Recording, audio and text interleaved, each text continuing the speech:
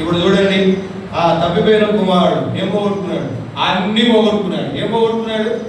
ఆస్తి పోయింది, ఆఖరికి ఆరోగ్యం కూడా, ఆకలితో ఉన్నాడు, తినడానికి కూడా భోజనం దొరకడం లేదు, ఉద్యోగం లేదు, పందులు తినే పొట్టు తినాలని కూడా ఆశపడ్డాడు కానీ అది కూడా దొరకలేదు.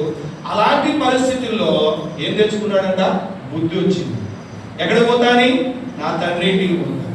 ఎప్పుడు తనలో ఆశ కలిగిందో, ఎప్పుడు ప్రభు దగ్గర రావడానికి ఇష్టపడ్డాడో, ఎప్పుడు ప్రభు వైపు తిరగడానికి ఇష్టపడ్డాడో, ఎప్పుడు తన హృదయంలో ప్రభు కొరకైన ఆశ కలిగిందో, వెంటనే తండ్రి ఆయన కొరకు ఎదురు చూస్తూ, ఆయన ఇంకా దూరంగా ఉన్నప్పుడు ఎదుర్కొని ముద్దు పెట్టి ఇంటికి తీసుకొని వచ్చి, ఇంట్లోనికి రాగానే ఏముందండి అక్కడ?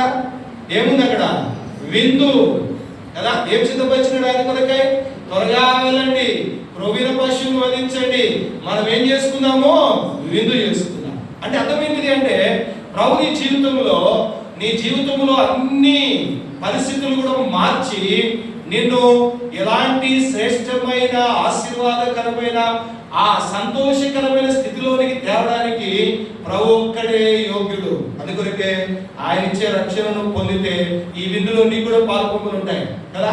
అందుకొరకే అడుగుతా ఉన్నాడు, చదవండి అక్కడ మత్తయి సువార్త 22వ అధ్యాయం. మత్తయి సువార్త 22వ అధ్యాయం 11వ వచనం. రాజు కూర్చున్న వారిలో చూడ లోపలికి వచ్చి అక్కడ పెండ్లి వస్త్రము ధరించుకుని ఒకని చూచి, స్నేహితుడా, పెండ్లి వస్త్రము లేక ఇక్కడికి రాగొచ్చితో అడిగా వాడు మౌని అయి ఉండేను. అందుకొరకే ప్రభు ఇచ్చే ఆ రక్షణను కలిగి ఉంటేనే అదే వస్త్రం, రక్షణా వస్త్రం. యెషయా గ్రంథము ఏంటిది?